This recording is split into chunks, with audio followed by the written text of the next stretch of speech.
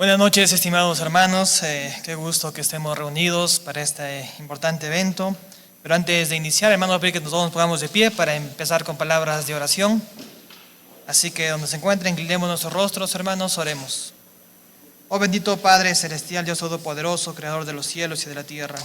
Te damos gracias, Señor, porque en tu misericordia y tu providencia nos has traído, Señor, a este momento, a esta reunión, para darte gloria, para darte honra y para aprender también más, Señor, de cómo tú has usado siervos fieles a través de la historia para que tu iglesia sea edificada. Así que, Señor, sigue siendo nuestra guía en todo momento, así como lo ha sido a través de los siglos. Gracias te damos, bendito Señor, por la obra de tu amado Hijo Jesucristo, quien es la cabeza y el fundamento de la iglesia, y por el testimonio fiel de aquellos hombres, bajo la iluminación de tu santa palabra, defendieron la verdad en tiempos de confusión y de oscuridad. Hoy venimos hacia ti, Señor, con corazones agradecidos, deseosos de aprender y sobre todo de afirmar nuestra fe. Te pedimos que por tu Santo Espíritu abra nuestro entendimiento, nuestro corazón sea suavizado y nos des claridad para comprender la importancia de la reforma, no como un hecho pasado, sino como un llamado permanente a vivir bajo tu palabra, oh bendito Padre. Así que también, Señor, bendice a tu siervo, que expondrá este hermoso tema esta noche, que su enseñanza sea fiel, clara y edificante para cada uno de nosotros, y danos a nosotros oídos atentos y una disposición para obedecer y entender y llevarlo siempre presente, Señor. En Cristo Jesús oramos. Amén. Ahí puestos de pie, hermanos, vamos a cantar el Salmo. Antes de cantar voy a pedir que abran sus Biblias. Vamos a dar lectura al Salmo 2. Salmo capítulo 2.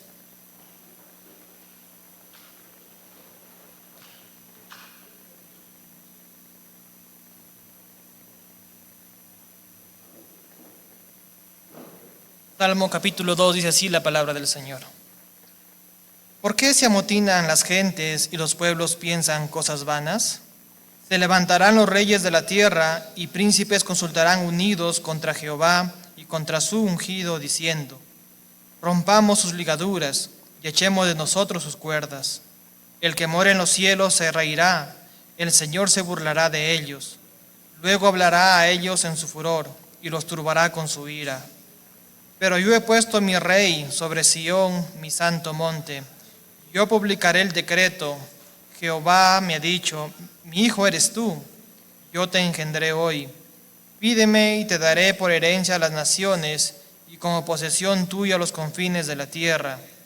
Los quebrantarás con vara de hierro, como vasija de alfarero lo desmenuzarás. Ahora pues, oh reyes, sed prudentes.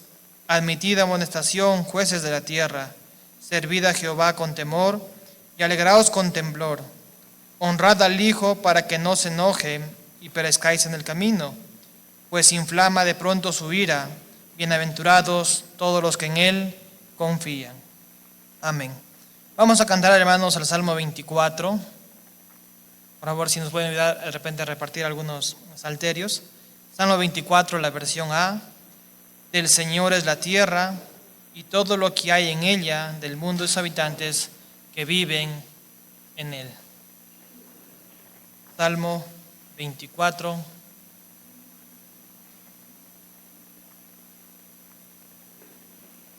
Versión A.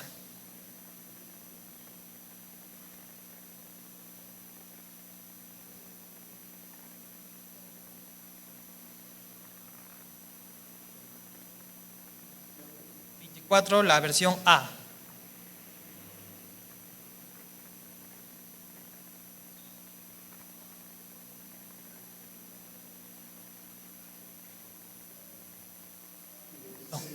La tierra y todo lo que hay en ella, el mundo y sus habitantes que viven en él. La edificó sobre mares y la sentó sobre ríos. ¿Quién subirá su monte y su santo lugar? Solo el de manos limpias y un corazón que es puro, el que no pone su alma en la falsedad, el que no alza su alma alma la falsedad, ni jura con los engaños, con engaños. Recibirá bendición, gran bendición del Señor, y la justicia del Dios de su salvación. Tal es la generación de los que buscan a Dios, de los que buscan tu rostro, oh Dios de Jacob. Alcen sus puertas sus rostros, álcense puertas eternas, para que entre el Rey de la gloria. ¿Quién es el Rey de la gloria? Dios fuerte y poderoso, Dios poderoso en batalla, muy valiente. Alcen, oh puertas, sus rostros, álcense puertas eternas, para que entre el Rey de la gloria. ¿Quién será el Rey de la gloria? Jehová de Sabaoth. Él es el único Rey de la gloria. Él es el único Rey de la gloria. Hermanos, ¿pueden tomar sus asientos?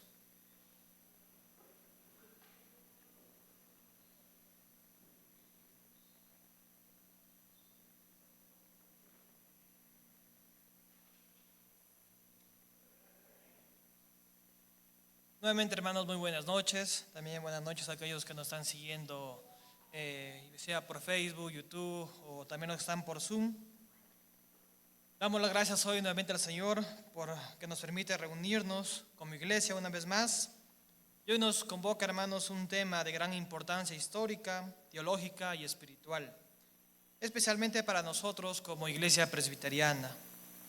Hace apenas ayer recordamos los 508 años de la Reforma Protestante, aquel poderoso mover de Dios en el siglo XVI, cuando llamó a la iglesia a volver a su palabra. Martín Lutero, Juan Calvino, Zwinglio y otros hombres de fe señalaron con claridad que Cristo es la única cabeza de su iglesia y que la autoridad de la Escritura es suprema sobre cualquier tradición o institución humana. Pero la Reforma no fue un evento aislado. Como el fuego que se extiende de una lámpara a otra, la luz del Evangelio llegó también hacia Escocia. Allí, la voz firme y valiente de John Knox proclamó la palabra del Evangelio y dijo que Cristo gobierna sobre todos los aspectos de la vida humana. Esto también generó y trajo reformas en la visión cristiana sobre la iglesia y el gobierno civil. De esa reforma en Escocia surgió de esa misma reforma surgió la estructura, la teología y la identidad presbiteriana, la misma tradición de la que hoy caminamos, servimos y adoramos a Dios como pueblo. Por ello, hermanos, la conferencia de esta noche no es solamente un repaso histórico, es una oportunidad para recordar quiénes somos y por qué creemos lo que creemos. Es un llamado a afirmar la identidad de la Iglesia de Cristo. En un tiempo donde muchas voces buscan confundir, diluir y acallar la verdad del Evangelio. Entonces, hermanos, les invito a escuchar con toda atención, con una mente plenamente abierta y un corazón totalmente dispuesto, lo que el Señor tiene que enseñarnos hoy.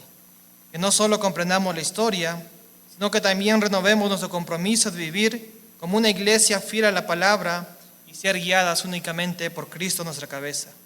Con ese espíritu, también vamos a recibir hoy a nuestro ponente, nuestro estimado pastor Alonso Ramírez, quien va a exponer el tema: la relación entre la Iglesia y el Estado en la visión de John Knox, las implicaciones teológicas jurídicas para la reforma de la Iglesia de Escocia. Así que, hermanos, que el Señor nos guíe y seamos edificados el día de hoy.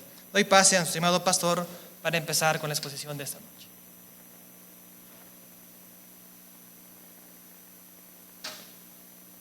Gracias, hermano José, por esta introducción. Hermanos, buenas noches a todos ustedes. Para mí tocar este tema es tocar también las fibras de mi propio sentimiento personal. Desde el año 1989 hasta el año 1992 junto con mi esposa Esthercita, que está aquí. Tuvimos la gran oportunidad de parte de Dios de estar en Escocia, estudiar ahí por 3 años y 40 días y luego volver a este país. Así es que por la gracia de Dios tuve la oportunidad de recorrer todo el país de Escocia y toda la Gran Bretaña, porque la Gran Bretaña está formada hoy por Escocia, por Irlanda del Norte, por Gales y por la propia Inglaterra y las islas del Canal de la Mancha, pero la isla sólida, digamos, llamada Gran Bretaña, es pequeña. Escocia mismo no es más grande que el departamento de Cajamarca. Así es que cuando hablemos de Escocia estamos hablando de un país que es bastante pequeño en cuanto a tamaño o en cuanto a extensión en términos correctos, pero un país que ha hecho aportes inmensos al mundo en general en varias áreas, no solamente en las áreas de la ciencia, de las matemáticas, de la tecnología, pero también en el ambiente teológico que a nosotros nos convoca en esta oportunidad. He ajustado un poquito el título de esta conferencia y la he llamado La comprensión bíblica de John Knox sobre la relación Iglesia-Estado, implicaciones teológico-jurídicas para la reforma de la Iglesia en Escocia. Y la idea general es compartir unos 3 temas que están integrados mutuamente en esta ponencia. En primer lugar, voy a darles una información general primero, antes de entrar al tema, para que entendamos ciertas figuras que se van a ir mencionando. Con figuras me refiero a personajes. En primer lugar, les presento ahí el mapa de Escocia. Están 2 lugares flechados, uno llamado Haddington, con la flecha inferior, y con la flecha más larga, Glasgow. ¿Por qué estos 2 lugares? Porque fue en ese lugar cerca de Haddington donde John Knox habría nacido. Y fue en la primera escuelita de Haddington donde estudió lo que nosotros llamaríamos la primaria y la secundaria. Haddington está aproximadamente a 28 kilómetros de distancia de Edimburgo. Edimburgo es una planicie inmensa. En términos escoceses está cerca de Edimburgo. En términos peruanos, 27 kilómetros es como de aquí más o menos hasta al final de Cochambul, no es muy lejos. Entonces, ahí nació Knox en 1505. Y por eso les presento el mapa de Escocia, para que tengan una idea general. Yo sé que es difícil ubicarse geográficamente de aquí a más de 12,000 kilómetros de distancia entre nosotros y ellos. Pero ahí fue donde nació él. Y luego quisiera presentarles una de las fotografías, o mejor dicho, retratos más conspicuos de nuestro hermano John Knox. Siempre lo pintan así con barba, y ciertamente en ese tiempo varios de los pastores presbiterianos usaban la barba. Por eso seguramente el día de hoy ustedes van a ver especialmente jóvenes reformados muy enamorados de las formas de la reforma y quieren vestir como puritanos y llevar barbas como puritanos. Pero en realidad en sus corazones no está el espíritu reformador. Hay una diferencia muy sustancial entre vestirse como reformado y ser reformado. Son 2 cosas muy distintas. Pero por otro lado también uno puede simpatizar con estos jóvenes que de una u otra forma, externamente por lo menos, quieren manifestar que tienen una identidad. Y eso no necesariamente es negativo, es positivo. Lo que quiero decir es que a ese uniforme externo hay que agregarle ese uniforme interno, ¿qué significa ser reformado hoy? Pero así lo pintan a él. Y en esa generación y en general, los puritanos antiguos se vestían muy parecidos, y hoy también los que imitan a los puritanos en América Latina y tienen también conocimiento de la historia quieren vestir como ellos. Hay todo un movimiento acerca de esto. Entonces ese es John Knox, ya mayor de edad. Hay algunos personajes claves en la vida e historia de Escocia y en la vida e historia de John Knox. En primer lugar está Mary de Guise, o de Guise, si queremos decir nosotros transliterando al español. Ella era la mamá o la madre de la reina María Stuart, o llamada en castellano María Estuardo.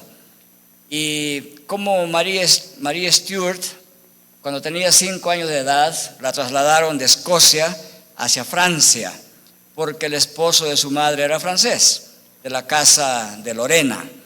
Entonces había mucha conexión en ese tiempo, una conexión muy estrecha, casi etnológica, entre Francia y Escocia. Entonces a los 5 años, María Stuart, la hija de María de Guise, fue a ser criada en el convento bajo la regencia de la casa de Lorena, y ahí ella aprendió 5 idiomas además de su escocés. Ella hablaba de manera muy fluida el latín, el griego, el francés, el italiano, el inglés y el escocés. Era típico en ese tiempo y nos puede parecer a nosotros muy extraño, pero todavía en la vieja Europa todos los que estudian la universidad terminan hablando no menos de 4 idiomas, algunos muchas más. O sea, ellos llevan una larga tradición de aprender las lenguas principales del mundo, porque tienen que comunicarse mayormente en esas lenguas, son países pequeños, están cerca unos de otros. Entonces esas son las figuras. A María de Guise, su esposo era Jacobo o James V, él fue el padre de James VI. Entonces él es el padre de María Stuart también, él murió joven. También el primer esposo de María Stuart, francés, murió joven y se casó 2 veces en Escocia.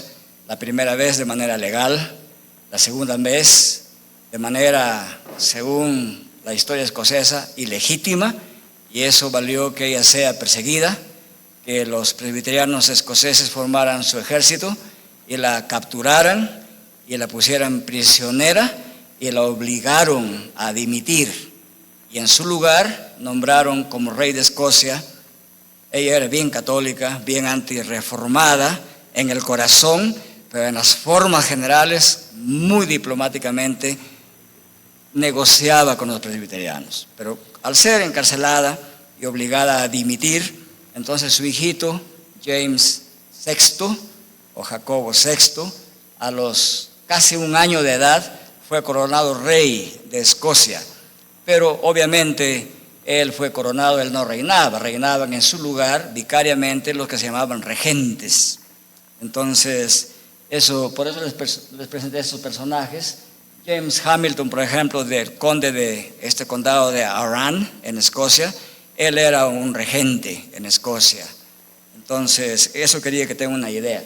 Y también quizás pueden pasar al siguiente después de Hamilton. Ahí tienen al rey Jacobo VI, regente, lo puse ahí como recordatorio también, porque todos los hermanos que están conectados al mundo anglosajón alguna vez han escuchado que hay una Biblia que se llama la King James, que fue publicada en 1611, mucho más tarde que la Biblia que se publicó en español. En español se publicó en 1509, o sea, muchos años antes tuvimos una Biblia en español por Casiodoro de Reina. Pero James fue el responsable intelectual y político para convocar a 47 eruditos de la Gran Bretaña, principalmente de las universidades de Oxford, de Cambridge y los que vivían alrededor de Westminster, con la participación de los presbiterianos escoceses y también una delegación del sínodo de Dordrecht de Holanda. Eso prueba para ustedes esta interconectividad que había entre los reformados del continente y los reformados de las Islas Británicas. Y esto se dio porque los viajes eran de ida y vuelta, y también por los exilios. Eso me lleva a hablar un poquito ahora de la vida de Knox. Entonces vamos a hablar acerca de Knox y sus credenciales. John Knox, algunos se preguntan, pero John Knox, ¿quién es? ¿Era un hombre ignorante? ¿Estudió algo? Bueno, a los 16 años, él ingresó a la Universidad de Glasgow. Se trasladó desde Haddington a Glasgow, ahí hay más de 70 kilómetros de distancia, y en esos tiempos no había movilidad, así es que eso significaba varios días de camino. Y ahí él se educó con un currículum clásico o de artes liberales, que se llama en el idioma inglés liberal arts, significa educación clásica. ¿Qué significaba la educación en artes liberales en el tiempo de Knox? Significaba estudiar por lo menos 7 materias generales. Los escoceses se caracterizan hasta el día de hoy no por la cantidad de cursos que se llevan en la universidad, sino por la profundidad con que se estudian las materias generales. Y no ha variado mucho eso. En ese tiempo entonces, en la Universidad de Glasgow, toda esta educación clásica se basaba en el antiguo currículum llamado Trivium y Quadrivium. En Glasgow particularmente, las 7 materias que daban a los que estudiaban artes liberales, la palabra liberal ahí no tiene ningún sentido negativo, significaba que tenían que estudiar primero lógica y dialéctica. Segundo, metafísica y ética de Aristóteles. Aristóteles se ha leído en su totalidad, pero estas 2 obras eran fundamentales en la Universidad de Glasgow. Tercero, tendrían que estudiar gramática del idioma latín. Los grandes libros de ese tiempo estaban escritos por Prisciano y Donato, eran las gramáticas estándar en el mundo de aquel entonces. También tenía que estudiar retórica en base a 2 textos que existen hasta el día de hoy, de los autores llamados Cicerón y Quintiliano. Y luego tenía que estudiar filosofía natural. Filosofía natural significaba física, biología, química, etc. Y tenía que estudiar también filosofía moral. Hoy día llamarían eso en general ética. Y finalmente terminaban estudiando 2 materias más, teología. Pero la teología escolástica, es decir, siguiendo los textos, los 26 volúmenes de Tomás de Aquino. Uno podría equivocarse, ¿no? Miren ese cursito de teología escolástica. Bueno, pues habría que comerse los 26 volúmenes de más de 600 páginas de Tomás de Aquino. No era un cursito en realidad, era toda una vida de estudio, la teología escolástica. Y luego concluían con derecho canónico y los fundamentos de teología pastoral. Esta fue la formación de John Knox en la Universidad de Glasgow. Y en ese tiempo, digamos, en el primer tercio del siglo XVI, de los primeros 30 años, toda la teología y la filosofía estaban dominadas por el escolasticismo y por el aristotelismo. Es como el día de hoy. A nosotros nos pueden parecer términos raros, pero en la década de los 70, en nuestro país, la currícula universitaria estuvo dominada por el marxismo en el país, desde la Universidad de San Marcos. O sea, todos los que estudiamos en el Perú en la década del 70 hasta los 80, en todas las clases, así sea matemáticas, se tenía que hablar de marxismo. ¿Por qué? Porque era el pensamiento dominante en esa década en el país. En el mundo escocés, el pensamiento dominante era la escolástica y el aristotelismo. Así que todos estaban familiarizados con esa literatura. Ahora esa literatura es estudiada por los que estudian humanidades. Entonces, el profesor más importante de la Universidad de Glasgow en ese tiempo, siempre habían los que le llamamos hoy los dueños de una cátedra, de la silla sapiencial de la universidad. Hoy día diríamos dueño de un gran curso.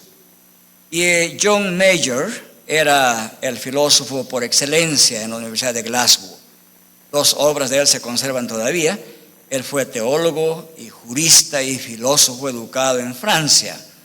Entonces, él fue el primero en Escocia en sostener que ningún monarca podía ejercer derecho propio de sí mismo, sino que el derecho en ese tiempo debía entenderse no siquiera como jus naturalismo, como dicen el día de hoy, sino como jus divinum, es decir, como derecho divino.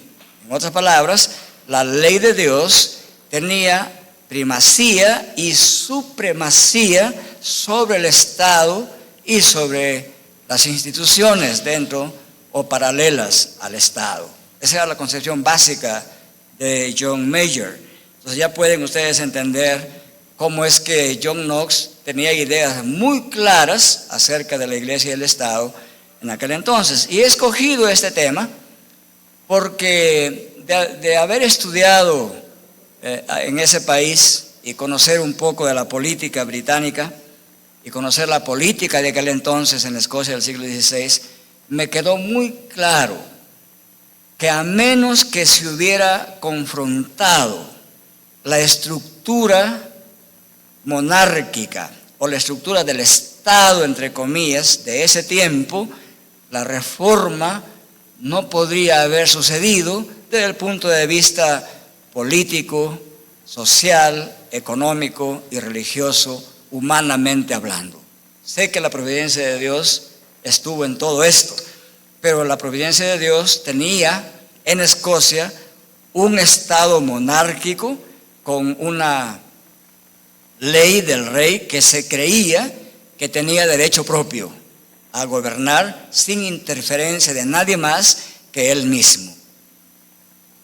Entonces, eso se tenía que derrumbar.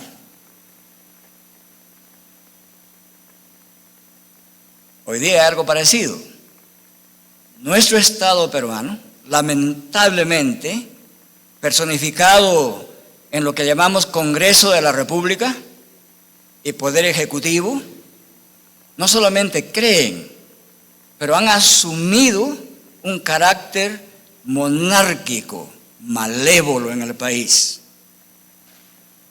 De tal forma que el Congreso cree que tiene el derecho de legislar como le dé la gana, aun cuando ellos saben que el poder les ha dado el pueblo. Pero como en el país todavía no tenemos valientes de la estatura de Knox y demás, ellos van a seguir haciendo lo que les da la gana. Por eso los británicos tienen un dicho popular: el rey tendrá la bota sobre tu pescuezo hasta cuando tú se lo permitas. ¿Sí entienden ese dicho, no?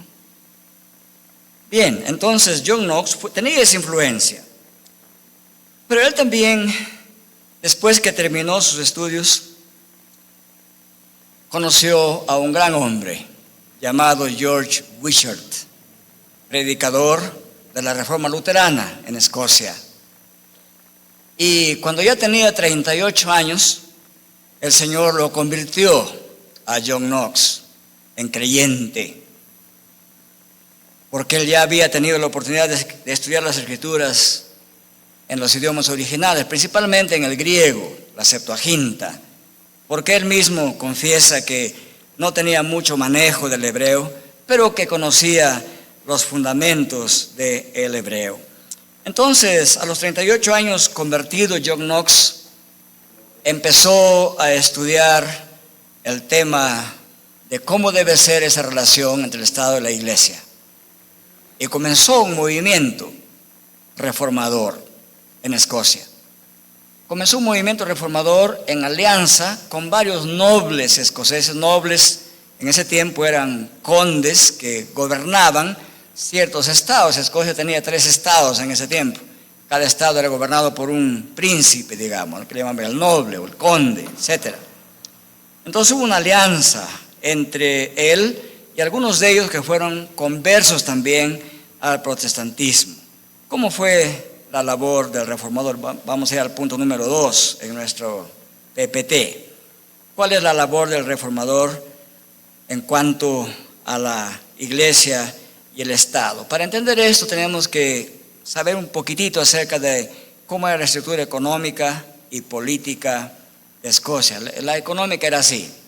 Ahí hay unos datos, que pasaba más un poquito más al fondo hay unas gráficas. Ahí tenemos, ahí hay dos partecitas, ¿no? 50%, 50%.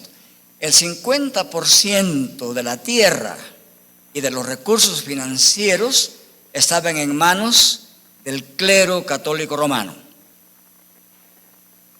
Y el otro 50% por los nobles escoceses, los señores de Escocia. Esa era la economía. El pueblo simplemente, podríamos decir en términos nuestros, era esclavo. No tenía derecho a propiedad, no tenía derecho casi a nada.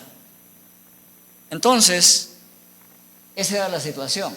Además también podemos ver ahí que el 70% de la distribución de ese 50% lo manejaban los obispos.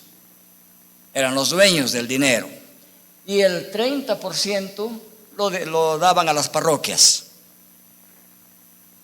No ha cambiado mucho eso en la América Latina y en el país. En el Perú tenemos 56 obispados en toda la patria, comandados por 56 obispos.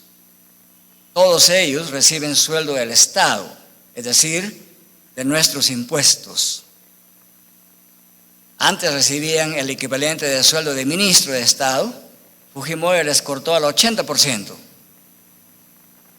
Eso es lo que reciben hoy, 80% del sueldo de ministro, 56 obispos en el país. Cada obispo, como en Escocia de su tiempo, tiene su palacio.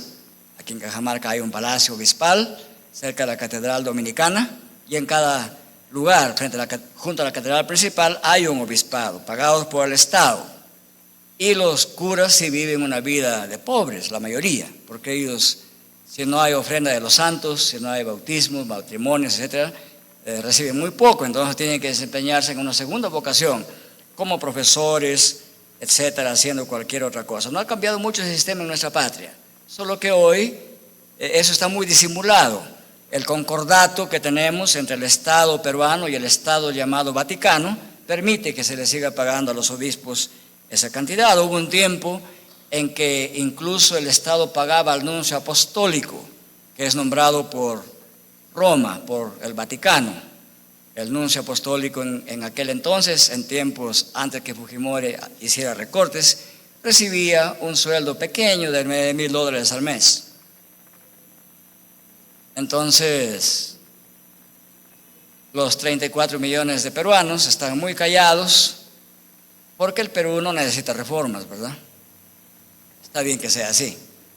Nadie quiere tocar castillos de vidrio, ¿verdad? Entonces, la situación aquí no ha cambiado mucho, pero en Escocia, John Knox no le gustó eso. Entonces, él y sus colegas vincularon la reforma de la iglesia a una reforma económica de la estructura de la economía del país. Y entonces ellos plantearon una reforma educativa con escuelas parroquiales, con colegios urbanos y con universidades financiadas con el patrimonio de la iglesia, con ese 50%. Dijeron, muy bien, no nos metemos con los señores ricos de Escocia, pero este dinero que se recoge en las iglesias, que es de todos los escoceses, debe invertirse en primer lugar en la educación. Ahí nacen las escuelas parroquiales. No es ningún invento católico romano, eso. Claro, algunos hermanos evangélicos que no han tenido la oportunidad de conocer los idiomas de la Biblia, pelean contra eso. Dicen, colegio parroquial parece católico, ¿no? Pues la palabra parroquia no es una palabra inventada por la iglesia romana. La palabra parroquia está en el Antiguo Testamento, solo que se traduce como peregrinos, como peregrinación. Ese texto que dice que vivimos como peregrinos en la tierra, significa como parroquianos. El Nuevo Testamento también habla de parroquia. Pedro dice que vivimos en ese mundo como parroquianos, como peregrinos. En otras palabras, ya se dan cuenta cómo desde las Escrituras John Knox iba configurando un sistema educativo bien popular, de raíz popular. La parroquia luego llegó a ser la ciudad. O sea, la concepción bíblica es que todos los seres humanos, cualquiera sea la ciudad en que vivamos, vivimos en peregrinaje hacia la patria celestial. En ese sentido, cada creyente es un parroquiano. Desde aquí en adelante, que no les asuste ese término. No se les vaya a ocurrir como en aquella asamblea general que alguien me increpó diciendo: ¿por qué el pastor Ramírez usa la palabra liturgia, que es una palabra católica romana, sin saber que el Nuevo Testamento y el Antiguo Testamento en muchísimos textos habla de liturgia, solo que en el idioma griego? Entonces, ese es un pedazo de información para estar informados. Entonces, el fundamento aquí era que haya escuelas, una escuela en cada pueblo. Ese fue el lema de John Knox. Una escuela en cada pueblo. Los presbiterianos, en su gran parte, han sido fieles a esta tradición. Dios mediante, en los próximos 10 años, tendremos el primer colegio presbiteriano John Calvin en la ciudad de Chulucanas. Es un sueño, una oración, una visión. Tenemos un colegio presbiteriano John Calvin en Lima ya, y otro colegio presbiteriano llamado Los Olivos. Esperamos que algún día se animen a ponerle un nombre de la tradición histórica reformada. Entonces, eso fue fundamental, que haya una reforma en la educación. Y eso tuvo un impacto. Mucha gente se convirtió a Cristo bajo la predicación. Y en el año 1560, este es un año memorable en la historia de la Reforma de Escocia. El 20 de diciembre de 1560 se celebró la primera asamblea general de la iglesia presbiteriana en Escocia. Habían pasado pocos años de reforma. La reforma empieza en 1559 formalmente. Y en ese año ya hubo, ahí tengo una gráfica, si pasaba un poquito más adelante, ya encontramos ahí una asamblea general con un número de representantes del país. Habían, ahí no está un poco más adelante, habían 40 personas representadas. 6 eran pastores y 34 eran o presbíteros o representantes de ciertos estados del país. Entonces, la reforma educativa tuvo un impacto también en la iglesia. Los pastores no solamente predicaban, sino también enseñaban a la gente a leer, y contrataron personal abundante para que en cada lugar donde había una escuelita, en las ciudades principales, se enseñe a leer y escribir, porque el analfabetismo en Escocia era altísimo en ese tiempo. Bien, entonces, eso fue en cuanto a la estructura económica. En cuanto a la estructura política, ¿qué es lo que sucedía? Escocia era bien inestable políticamente, porque la reina o el rey no gobernaban en Escocia. Estos paraban más en Francia y gobernaban a través de regentes. Habían algunos regentes que eran de familia de condes, y finalmente, cuando esta señora llamada María Stuart se animó a volver a Escocia, ya llegó mayor de edad, y encontró a un país convulsionado por la reforma. Entonces, el principal punto de contención de Knox fue esto, y ahí él reflejó la enseñanza filosófica política de John Major. Él consideró que ningún rey o reina debe gobernar de propio derecho, sino que el poder nace del pueblo y que el poder es fiduciario, es como un fideicomiso. En otras palabras, el rey o reina no es dueño del poder político, sino que administra el poder político en nombre del pueblo, como un pacto con el pueblo. Y cuando la administración de este poder político fiduciario falla, o se resquebraja, se le quita la confianza al monarca. Entonces, era lícito que haya una resistencia popular al monarquismo despótico de ese tiempo. Eso fue el planteamiento que hizo John Knox. ¿Cuál era el fundamento bíblico teológico de este planteamiento? Era el siguiente: que Cristo Jesús, en este momento, diría Knox, está en sesión con el Padre. Es un concepto importantísimo en la teología reformada. Cristo en sesión con el Padre. Hay que explicar el término sesión. La palabra sesio significa reunión.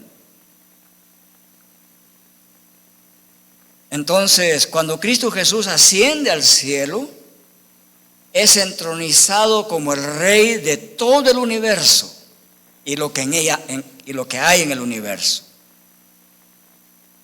Y entonces está en reunión o en consejo con el Padre, en consejo de gobierno. Y por lo tanto, gobierna sobre todas las esferas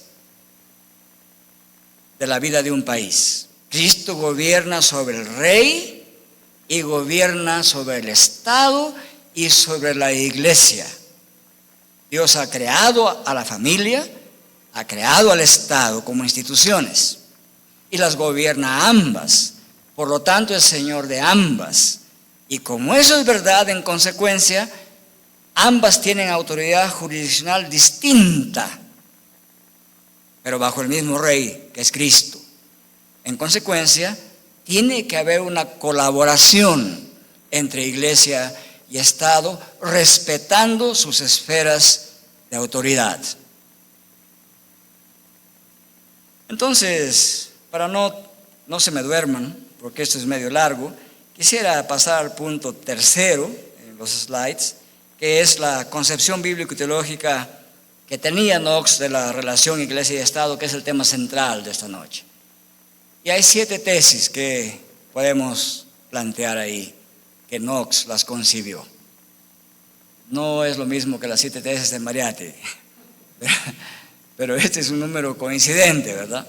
La primera tesis que enarboló John Knox era la siguiente: el gobierno civil está sujeto a la soberanía de Cristo y por tanto tiene la obligación moral y jurídica de promover la verdadera religión. Esto es lo que le llaman un Estado confesional. Nosotros los latinoamericanos en especial, por tener no formación clásica en nuestra educación y por haber nacido en países supuestamente democráticos, para nosotros este es un pensamiento muy raro. Y hay mucha gente que en nuestra patria no le gustaría esta idea, que el Estado promueva la verdadera religión, un Estado confesional. No, dice la gente en el Perú, queremos un Estado secular. Yo he tenido este diálogo con varios abogados en la Universidad Nacional de Cajamarca. ¿Estado secular o Estado laico? ¿No? Pero Knox no concebía así, Estado confesional, en obediencia al soberano Cristo. El Estado tiene la obligación moral y jurídica de promover la verdadera religión. ¿Qué significa? ¿Qué implica esto?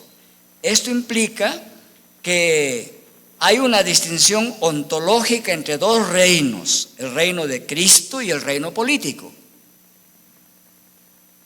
Pero que Cristo tiene poder y señorío sobre el reino político, cualquiera forma que ese tuviera. En nuestro país, todavía de una manera general, John Mackay tenía la misma concepción.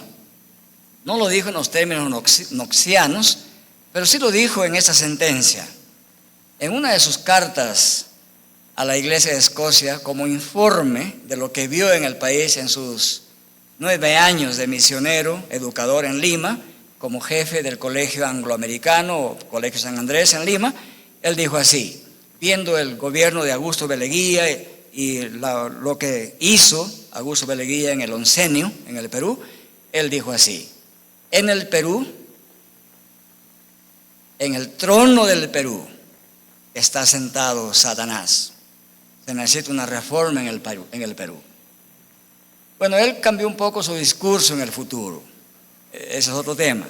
Pero él al comienzo tenía esta idea parecida, esa era la tradición knoxiana.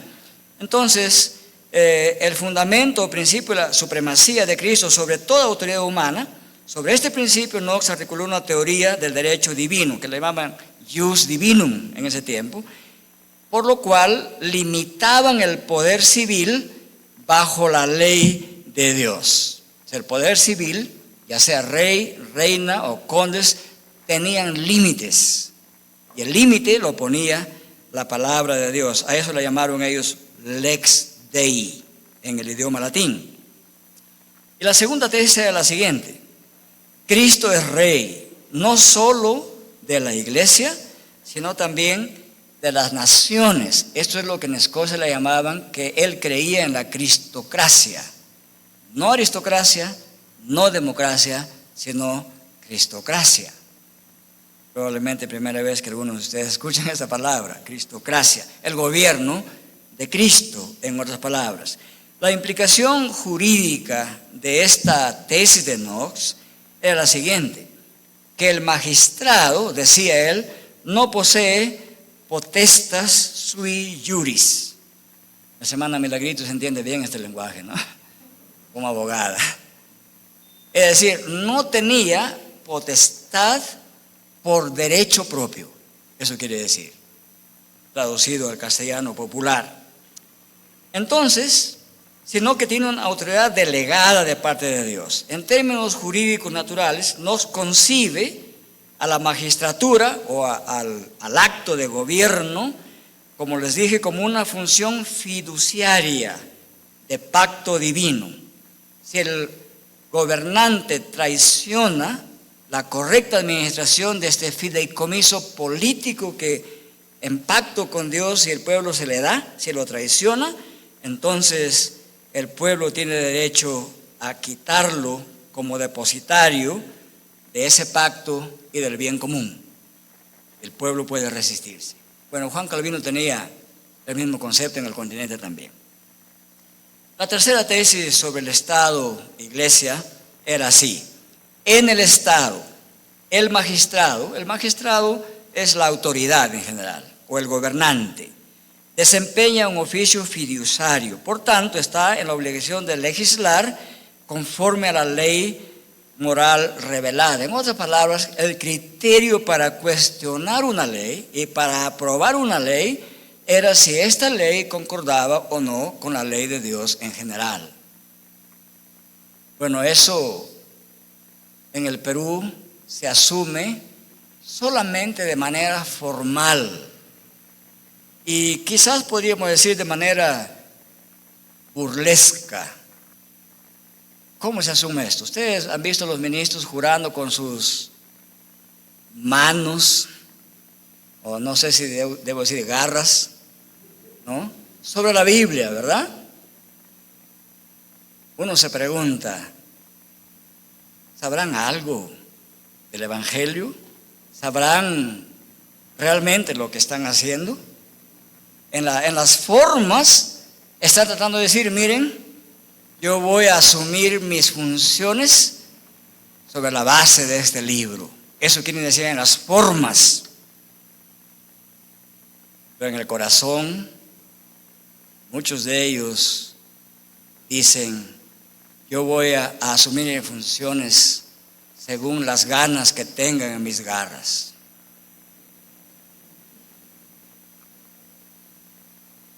Pero eso es lo que se ve. No lo dicen, pues, no lo dicen tan abiertamente, ¿no?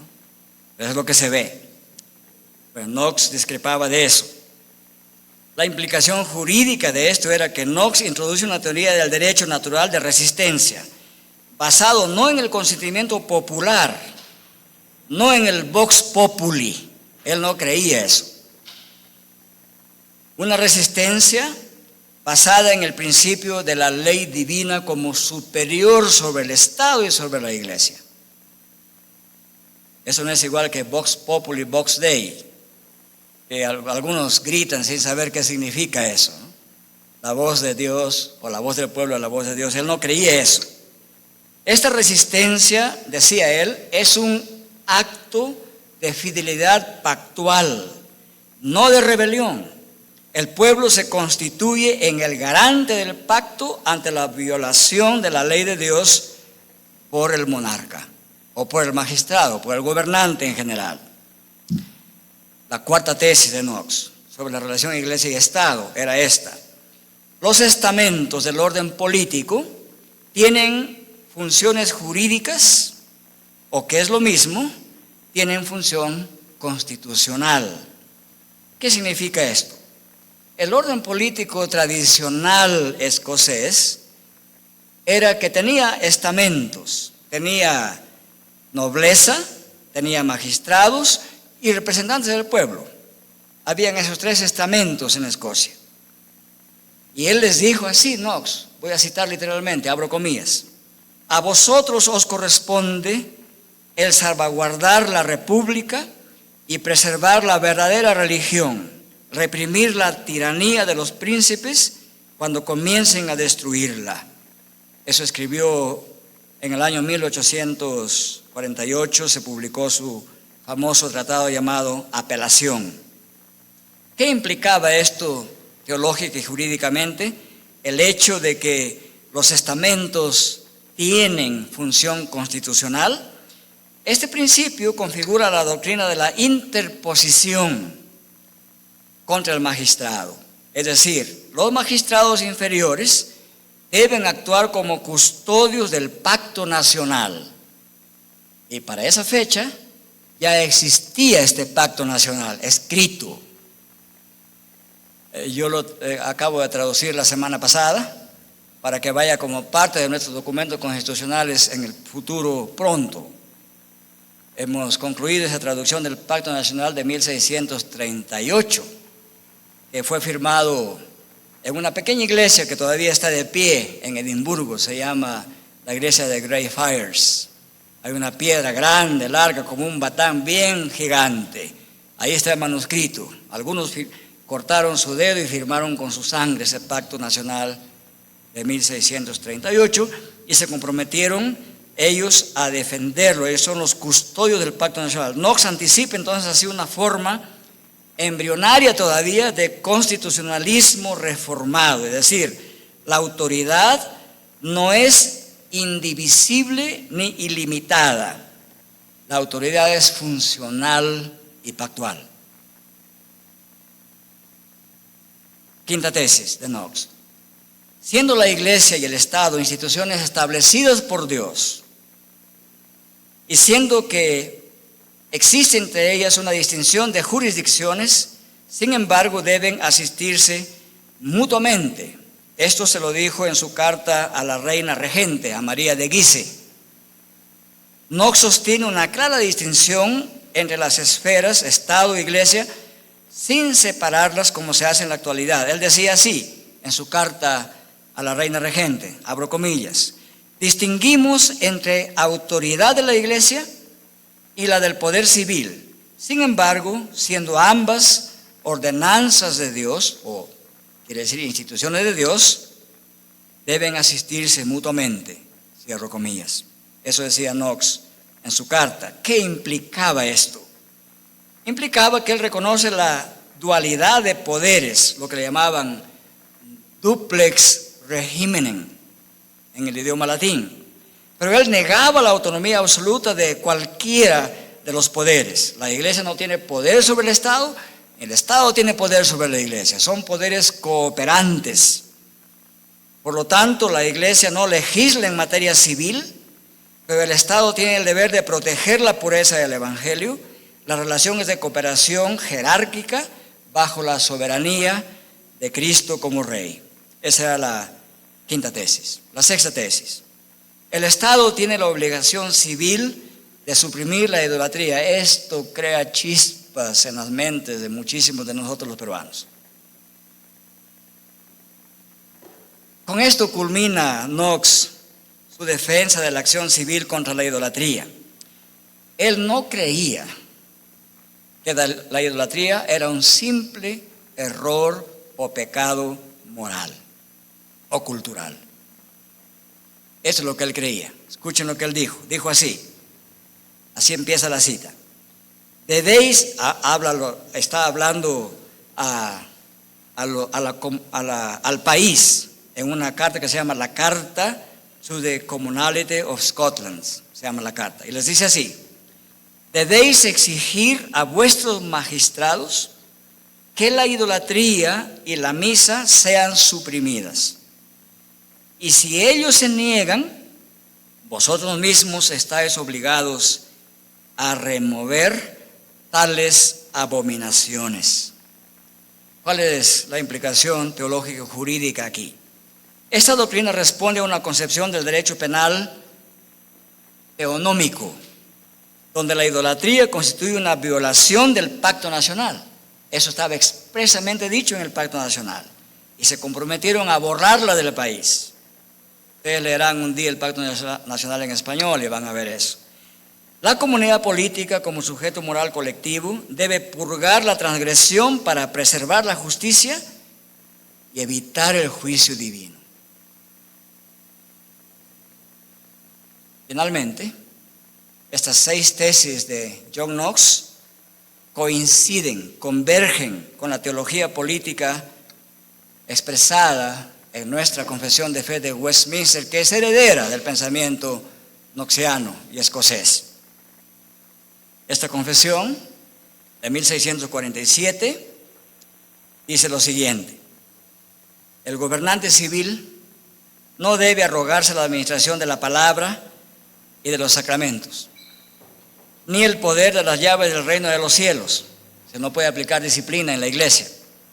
Sin embargo, tiene autoridad y es su deber poner orden para que se preserven la unidad y la paz en la iglesia, para que la verdad de Dios se mantenga pura e íntegra, para que se supriman todas las blasfemias y herejías y se prevengan o reformen todas las corrupciones y abusos en adoración y disciplina, y se establezcan, administren y respeten debidamente todas las ordenanzas de Dios. ¿Cuál es la implicación teológico-jurídica de esta tesis de la Confesión de Fe de Westminster sobre la relación Iglesia-Estado? Se institucionaliza así el principio de la jurisdicción legal cooperante. Es decir, ambos tienen su competencia jurídica: el poder civil en las leyes civiles, el poder eclesiástico en las leyes eclesiásticas. Entonces, la ley civil reconoce la supremacía del jus divinum o del derecho divino. Esta configuración jurídica fundamenta el modelo de soberanía limitada que tiene todo poder civil, y también fundamenta la primacía de la libertad de conciencia informada por la palabra de Dios, que es derecho sagrado para la Iglesia reformada. En conclusión, la doctrina elaborada por Knox sobre la relación entre Estado e Iglesia constituye una síntesis de la teología del pacto, del derecho natural y del constitucionalismo reformado. O sea, el pensamiento knoxiano, calvinista y reformado en general, han puesto las bases de lo que hoy se conoce como repúblicas constitucionales. Puede ser que ignoremos esa verdad, pero eso es lo que sucedió. Ahí se fundamentan las repúblicas, incluso las monarquías constitucionales. Y entonces la propuesta de Knox descansaba en esos 3 ejes: la soberanía absoluta de Cristo, no de la autoridad terrenal; la magistratura como servicio público al servicio de legislación justa; y la responsabilidad colectiva del pueblo como sujeto del pacto. En el plano jurídico, John Knox aporta una teoría de la legitimidad basada en la ley divina, o llamado jus divinum. anticipando los desarrollos del derecho constitucional protestante. El derecho constitucional a nivel histórico y filosófico es herencia de los protestantes. Y grandes obras de derecho o filosofía jurídica es hecha por protestantes. Entonces, en el plano teológico, esta teoría teológico-jurídica de Knox, de la relación Iglesia-Estado, reafirma la unidad del orden civil y espiritual bajo el dominio de Cristo como Rey, cuya superioridad suprema vincula tanto la conciencia individual como las instituciones del Estado y de sus funcionarios. En resumen, la gran lucha de Knox por la reforma abogaba, suplicaba y peleaba y luchaba por tres grandes reformas. Una reforma para que haya pureza de la doctrina, una reforma para que haya pureza en la adoración y una reforma para que el gobierno de la Iglesia sea colegiado, es decir, un gobierno presbiteriano y no monárquico ni dictatorial. Con eso quisiera concluir esta breve exposición y dejar un buen tiempo para preguntas, respuestas, interacciones que podamos tener. Doy gracias a Dios que aquí hay algunos que están estudiando en el PRTS, en el seminario puritano. Algunos ya llevaron teología puritana, otros están llevando teología puritana. Van a tener tiempo de estudiar esto en detalle, porque Knox es considerado también entre los teólogos puritanos. Muchas gracias, hermanos, por su atención.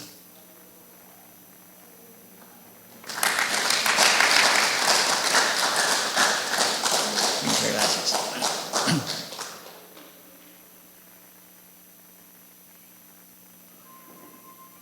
Muchas gracias, hermanos, por la atención. Ahora sí viene la sección de preguntas. Si tienen alguna duda. Igualmente también a los que están escuchándonos y viéndonos por medio de las redes sociales y del Zoom. Si tienen alguna consulta, pueden hacerla. Lo ideal sería por texto. Nuestro hermano Eric nos va a apoyar a ver si hay una consulta para también hacer llegar al pastor. Y también si hay alguna consulta por YouTube, igualmente yo estoy leyendo acá, pueden escribir por YouTube. Hay varios que están mirándolo en vivo. Y podemos acercar sus preguntas y sus dudas a Pastor Alonso. Ahora, primeramente aquí en la sala, hermanos, ¿alguien tiene preguntas? ¿Hacer consultas?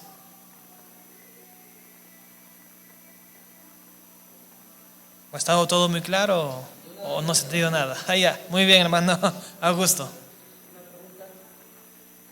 Pase por acá, pastor, para que responda. Sí.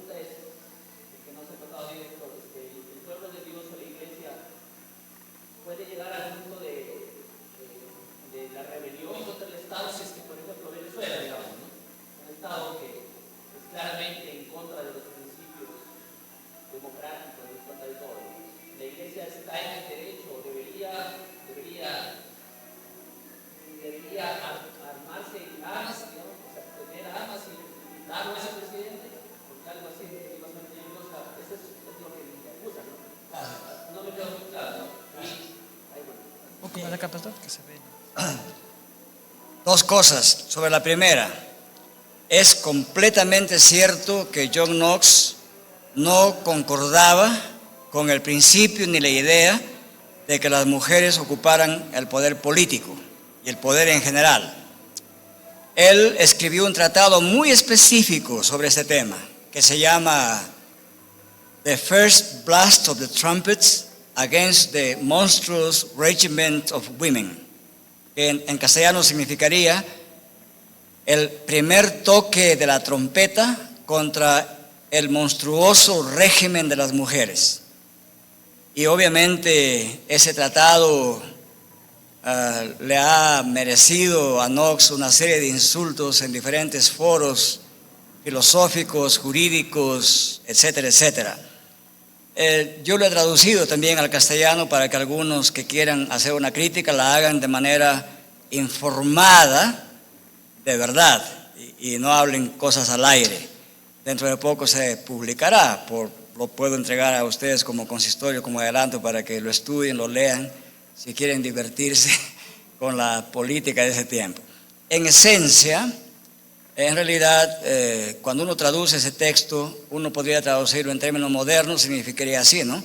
La primera, o el primer clamor contra el gobierno antinatural de las mujeres, por eso es principal. Y se lo dirigió a la reina María. Y ese documento él lo defendió en palabras, en presencia pública, en diálogo con la reina. No se retractó jamás de lo que escribió ahí en su tesis esencial.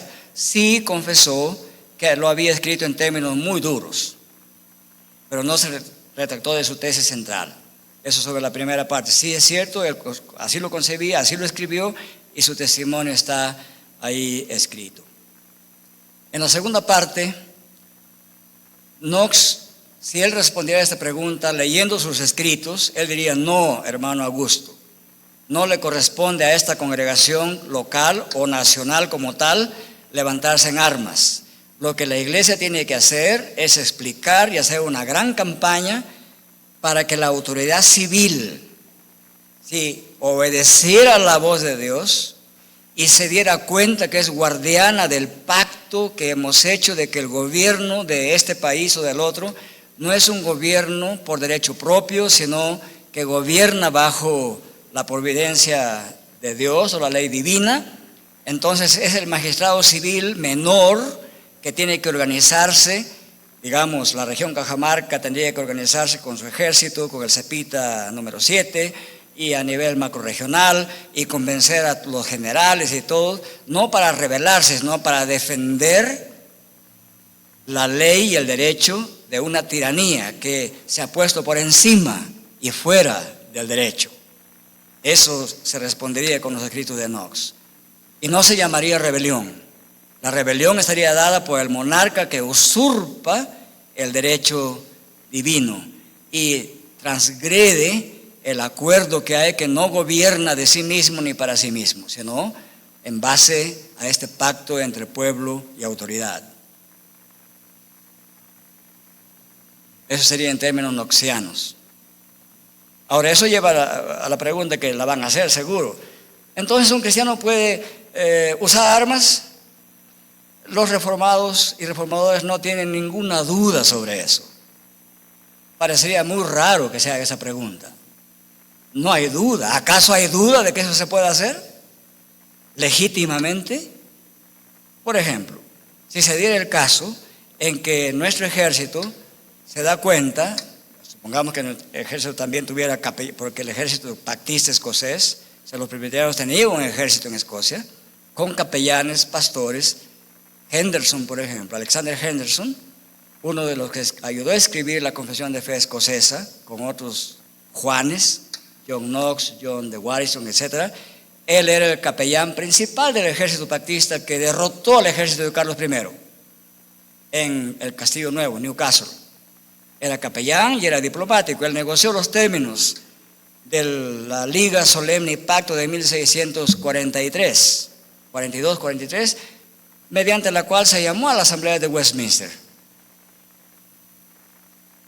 Pues ellos no estaban para jugar. Sí sabían cómo usar la espada, cómo usar un rifle, estaban entrenados, eran hombres de ese tiempo, pero hombres con una manera distinta de ser y de pensar como nosotros los latinos. Entonces, en términos de Knox serían ninguna duda. ¿Cómo se le ocurre preguntar eso? Tenemos que hacerlo, dirían, y lo hicieron. No habría habido confesión de fe de Westminster si el ejército escocés de los presbiterianos pactantes o pactistas no hubieran marchado, derrotado al ejército de Carlos I de Inglaterra, tomarlo prisionero. Nunca quisieron matarlo. Eso era la teoría de los independentistas y congregacionalistas, de la cual nosotros no somos herederos. Es decir, Cromwell de algunos puritanos como John Owen, muy querido y respetado en varias doctrinas, escribió cosas muy lindas y correctas, pero en su eclesiología, John Owen era antipresbiteriano. Y él sí habría defendido el hecho de que Cromwell no solamente apresara al rey, pero también lo mataran. Entonces somos dos tradiciones muy distintas. Los congregacionalistas que creen que cada congregación se gobierna por sí sola, ellos descienden de esa línea. Los presbiterianos descendemos de otra línea, de la línea de que el gobierno es colegiado, que no es monárquico, que es antimonárquico, y que el pueblo tiene derechos, y que el monarca no es jus divinum, él gobierna por delegación, es fiduciario de Dios, no absoluto.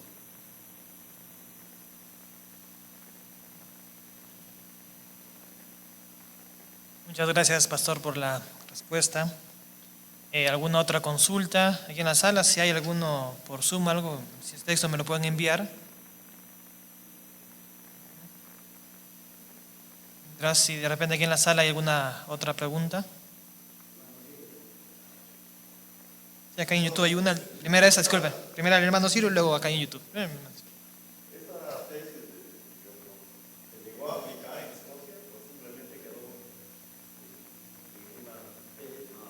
Se llegó a aplicar por largos años, sigue en aplicación al día de hoy. La monarquía de Gran Bretaña es monarquía constitucional. Y hay un dicho popular que no es tan exacto, pero dice algo de la verdad: el rey reina pero no gobierna. Entonces el que gobierna en Gran Bretaña es el parlamento con el primer ministro. Ellos informan al rey. Puede darse el caso en que alguna vez el monarca no esté de acuerdo con una ley, y hay un diálogo y hay una serie de diplomacia que corre ahí hasta llegar a un acuerdo. O sea, primero trabajan entre bambalinas y después en público. El rey ahora es una figura más representativa, diplomática, que un gobernante civil, pero son monarquías de derecho constitucional y hunde sus raíces en esto.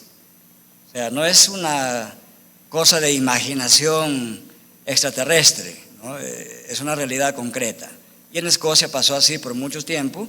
Miren, no hay tiempo para hablar de detalles, pero una vez que la Confesión de Fe de Westminster se aprobó, esta fue aprobada por la Asamblea General de 1647 del mes de agosto en Escocia, y también fue aprobada por el Parlamento escocés, que es el poder civil, legislativo. Y fue mandado que se estudie y que se practique en todo el reino de Escocia, etc. Y así también hubo un mandato para la Confesión de Fe. O sea, estas cuestiones teológicas y jurídicas no fueron discursos, fueron planteamientos concretos de cómo se debe gobernar un país que tiene respeto por la ley de Dios en colaboración entre Iglesia y Estado. Muy bien, muchas gracias, hermano.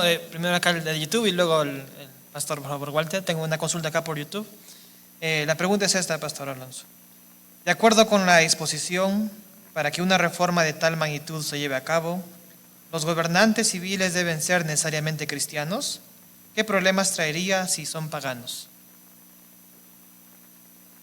Buena pregunta, gracias a la persona que ha preguntado eso. Nilsson, de Condebamba, ¿no? Mientras preparaba esta exposición estaba pensando en eso y estudiando la literatura de ese tiempo. Y la respuesta podría estructurarse de esta manera. La iglesia cristiana tiene como deber principal la predicación de la palabra de Dios. Eso es nuestra función primordial. Mediante la predicación de la palabra como medio de gracia, gente se convertirá, autoridades se convertirán. Y si autoridades civiles se convierten, de hecho, su concepción, si son jueces o policías o generales del ejército o congresistas o ministros de Estado, van a tener una concepción distinta de ejercer la función ministerial. Un ministro de Estado en el Perú no ha llegado a entender la esencia de su función. Ellos creen que son grandes señores y se nota cuando hablan, cuando viajan y dicen cosas. Ministro significa sirviente, siervo. en el lenguaje castellano peruano parece que ministro es una cosa muy grande. Es un servidor. ¿De quién? Del pueblo. Pagado por el pueblo. Lo que gana un sirviente llamado ministro en el Perú viene de los bolsillos de todos nosotros. El Estado no genera ningún dinero. El Estado y sus poderes succionan dinero del pueblo. Ese solo hecho nos da a nosotros derecho no solamente de reclamarles, derecho de organizarnos y echarlos fuera, como a los más viles rateros que hubieran. Hay que ser claros en esto. El Evangelio no habla a media lengua. Pablo no lo hace, Pedro tampoco, Cristo tampoco. Pero hay el principio general. Lo que la iglesia de Cristo no puede hacer es arrogarse el poder de armar su propio ejército y rebelarse contra el Estado. Eso no está permitido en la teología política reformada. Lo que sí está permitido es influir lo máximo que podamos en las autoridades, sean cristianas o sean no cristianas. Todas están bajo la autoridad de Cristo, les guste o no, lo sepan o no. Nuestro deber es informárselo, es hacérselo entender, hacer que nuestros abogados en el Perú, cuya mayoría son ignorantes en filosofía del derecho, estudiaran filosofía del derecho y entendieran qué significa la ley, cómo nace una ley, para qué sirve una ley y cómo se gobierna bajo el principio de la ley. Kelsen, monista jurídico, ha dicho algo más o menos bueno sobre esto, pero no es suficiente. Simplemente no hay que aceptar que hay jerarquías constitucionales. Eso no es suficiente. Lo fundamental a la filosofía del derecho reformado es esta. ¿De dónde nace el poder? Para la filosofía política reformada nace de Dios, que instituyó la familia, la cultura, el matrimonio, el Estado, la ciencia y la tecnología. Son instituciones divinas, creadas por Dios, y debieran gobernarse bajo la ley de Dios. Esa es la teoría general del derecho presbiteriano. Gracias, pastor. Esperamos, hermano Nilsson, que su pregunta haya tenido buena respuesta. Y pastor Walter también tiene alguna pregunta que hacer. Adelante.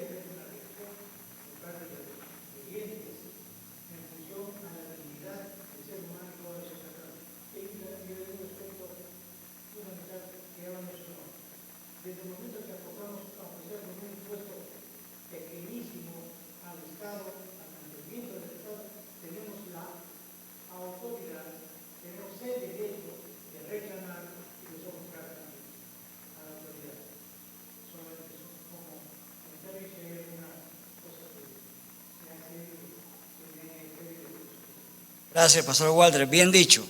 El principio general es que los estados pueden tomar diferentes estructuras políticas, pero hay un hecho que es común a todo gobierno y a todo gobernante: el ejercicio del poder. Y central a la teoría política y jurídica reformada es que el poder de un gobernante es por delegación. Eso es fundamental de parte de Dios, es por delegación de parte de Dios. Y que el gobernante, cualquiera que sea su nivel, desde el más abajo, desde el papá de la casa hasta el jefe de Estado, es un poder delegado y que no lo puede ejercer como le dé la gana, sino bajo los principios generales de la palabra de Dios.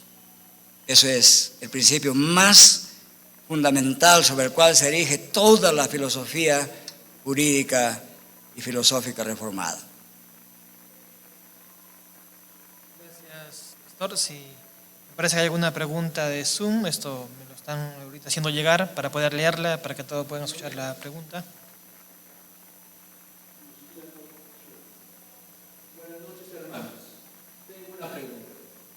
Un gobierno civil, ¿qué leyes tendría que aprobar para ser considerado un gobierno profesional y exclusivo? Un gobierno civil, ¿qué leyes tendría que aprobar para ser considerado un gobierno profesional y exclusivo? Bueno, esa pregunta, gracias hermano Luciano de Tacna por esta pregunta. Esa pregunta reclama una respuesta general, pero profundamente teológica. Primero tendríamos que decir lo siguiente.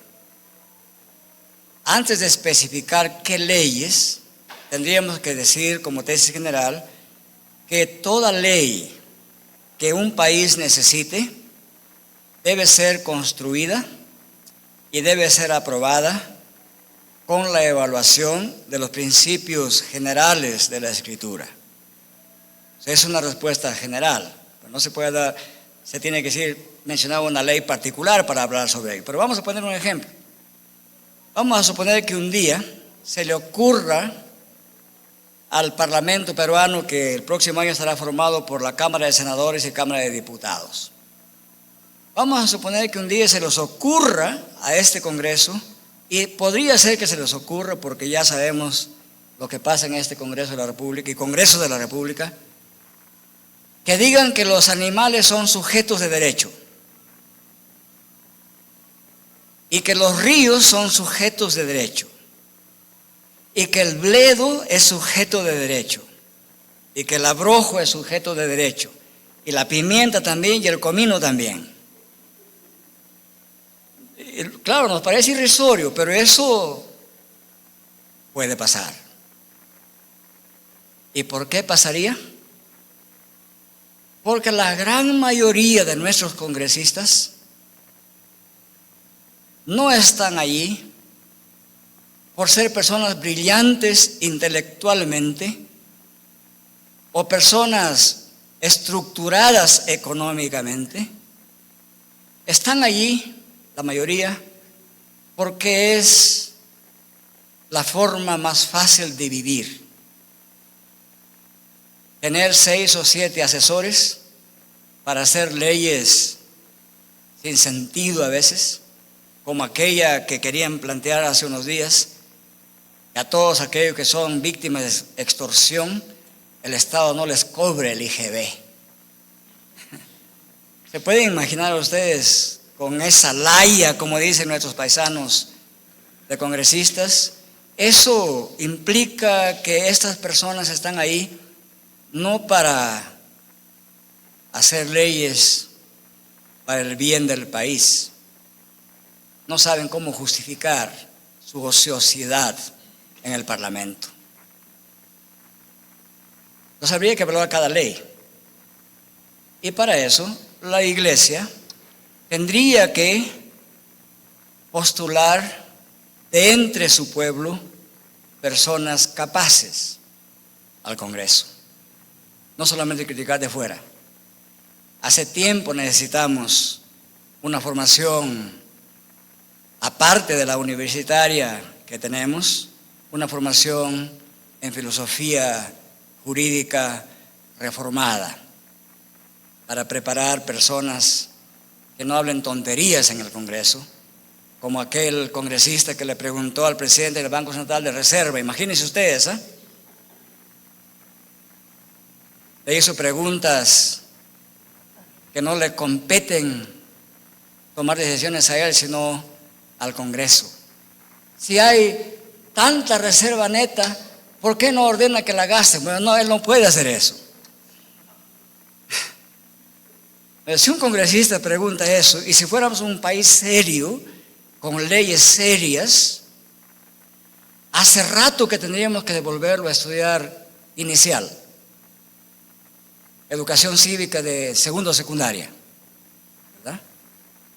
O sea, las leyes en nuestro país se dan en general por gente que no tiene una cultura política general y no les importa el bien del país. Eso necesita reforma. Y el Evangelio puede impactar eso. También significa al otro lado que cada vez tenemos que tener pastores menos ignorantes de la teología, de la filosofía y de la política. También tenemos que ser autocríticos nosotros, ¿verdad? Estamos cada vez pastores mejor formados bíblicamente, teológicamente, filosóficamente, en lo posible, pastores que conversen con la educación clásica y moderna, para que cuando digamos algo para el país, lo digamos con fundamento probado. Eso necesitamos también en el lado eclesiástico. Entonces, cada ley, cualquiera que sea, debiera ser evaluada filosóficamente, jurídicamente, a la luz del derecho divino, de la palabra de Dios. Muchas gracias, pastor. Como última pregunta, ya para esta tarde tenemos una más del hermano Nilsson y pregunta sobre alguna literatura que ha sido traducida al español que pueda dar sobre esos temas.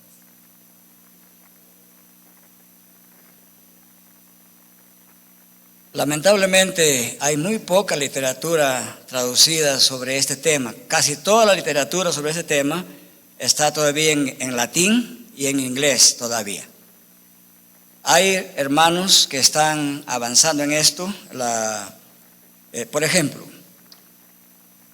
hoy, en este año, estamos celebrando 466 años aproximadamente de la Reforma Escocesa Presbiteriana y del nacimiento de Knox.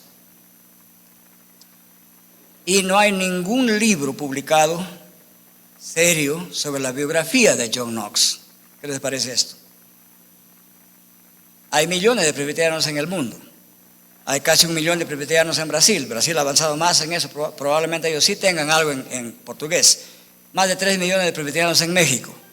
Más de 40,000 presbiterianos en el Perú. Y la obra de Knox, su biografía, no está en español. De sus obras, algunos panfletos se han traducido. Hace 2 semanas he enviado a la editorial Tulip de Mérida, México, el primer volumen de la vida de Juan Knox, su biografía. Son 2 volúmenes, algo así como 720 páginas. El primer volumen de 360 páginas, ya lo terminé, me demoró todo este año, ya está listo para la imprenta.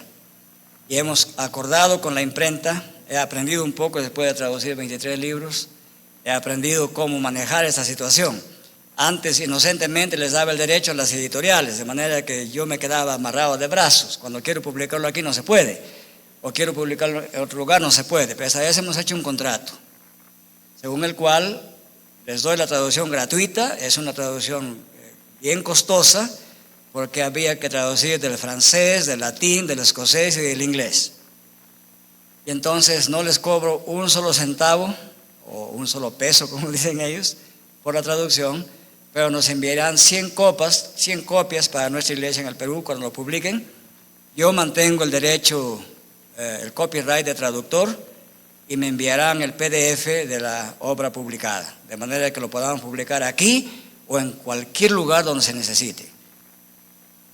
Así haremos también con la Confesión de Fe, que acabamos de terminar la traducción junto con un hermano lingüista norteamericano. Hemos traducido la Confesión de Fe, una traducción más fidedigna a lo original, por los catecismos. El Pacto Nacional, que es parte de la filosofía jurídica presbiteriana. la Liga Solemne Pacto, que es también enarbolando principios reformados jurídicos presbiterianos, y acabo de traducir el libro de Enoch, que es muy querido en algunos sectores y muy odiado en otros. El primer toque de la trompeta contra el régimen monstruoso de las mujeres, ya lo terminé la semana pasada y será publicado dentro de pronto, y espero que produzca una gran polémica, especialmente con el llamado feminismo en nuestro país. Porque también hay feminismo dentro de la iglesia presbiteriana, por si acaso.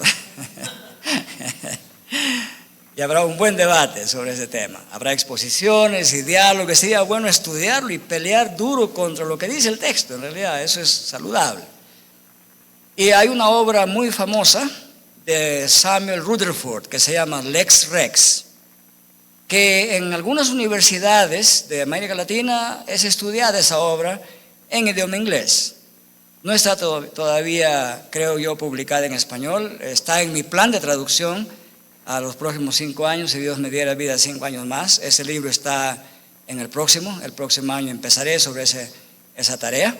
Y luego la tarea de traducir 2 libros más sobre temas de gobierno eclesiástico que tratan sobre filosofía jurídica reformada. O sea, hay bastante tarea para los próximos 4 años.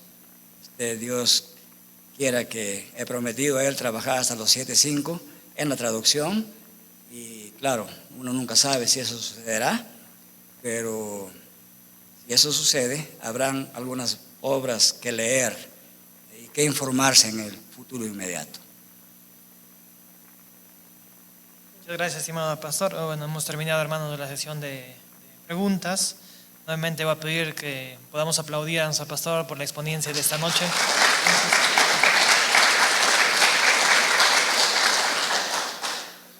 Muchas gracias, estimado pastor. Creo que ha sido muy clara la exposición y la ponencia para saber, hermanos, y recordar cuáles son nuestras raíces, porque parece a veces triste, a veces estamos más guiados y dominados por la ideología congregacionalista, independentista, ¿no es cierto?, más que por la presbiteriana confesional que seguimos. Vamos a ponernos de pie, hermanos, para entonar un salmo. Salmo 145, versos del 1 al 3. Te exaltaré, mi Dios, mi Rey, porque justamente exaltamos siempre a Cristo, como ya se expuso claramente hoy, no solo cabeza de la iglesia, sino que de toda nación, ¿no es cierto?, de toda la tierra. Así que, hermanos, cantaremos Salmo 145, del 1 al 3.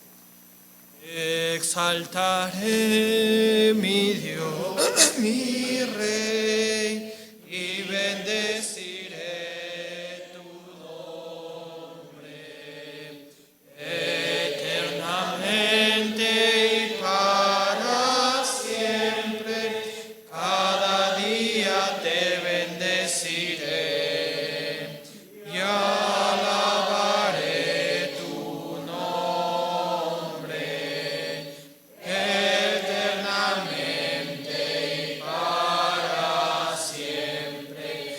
Grande es Jehová y digno de suprema alabanza.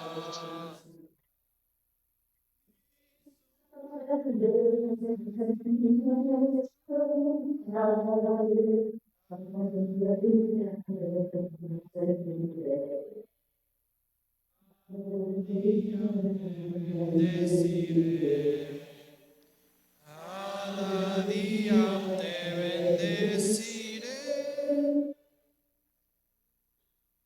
Amén, hermanos. Lo que hoy hemos escuchado nos recuerda nuevamente que no somos una iglesia sin raíces, ni tampoco una comunidad sin dirección. Venimos de una historia larga de fidelidad a la palabra y caminamos bajo la soberanía de Cristo, quien gobierna no solamente su iglesia, sino que cada nación en la tierra. La reforma no solo fue un evento, fue un regreso a la palabra de Dios. Y ese llamado sigue siendo vigente hoy, para que nosotros seamos una iglesia centrada plenamente en Cristo como su cabeza, guiada solamente por las Sagradas Escrituras, ser sostenida por la oración de sus miembros, activas en el servicio y la proclamación del Evangelio, y como siempre ser firmes en la verdad. Que Dios nos conceda a ser fieles a a esta congregación y también, como esta generación, ser fuertes y levantar la voz cuando la palabra de Dios es tergiversada, como lo hicieron también en su tiempo nuestros hermanos. Voy a pedir, por favor, que el pastor Juan Santa Cruz pueda pasar adelante, que nos despide en una oración, por favor.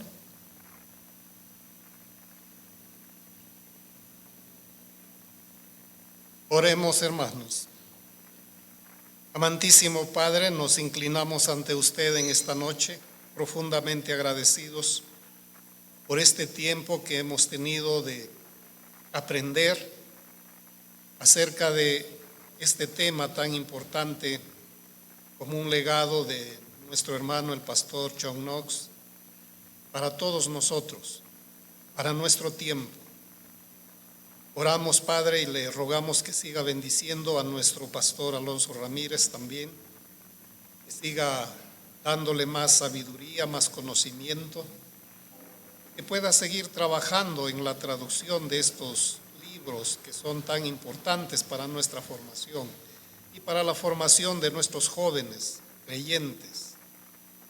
Nuestra patria necesita hombres y mujeres también entrenados en su palabra, formados teológicamente, políticamente y en todas las áreas del quehacer, a fin de que puedan contribuir sabiamente para el progreso de nuestra patria. Oramos, Padre, y le rogamos encarecidamente, pues, que esta exposición sirva para fortalecer nuestros deseos de trabajar por el bienestar de nuestra patria, de nuestro entorno, de nuestras ciudades en medio de las cuales vivimos.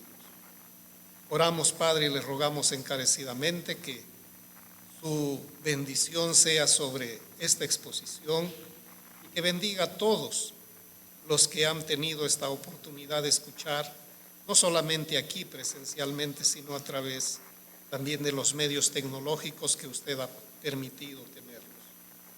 Oramos y le rogamos encarecidamente, confiando en nuestro Señor Jesucristo. Amén. Amén.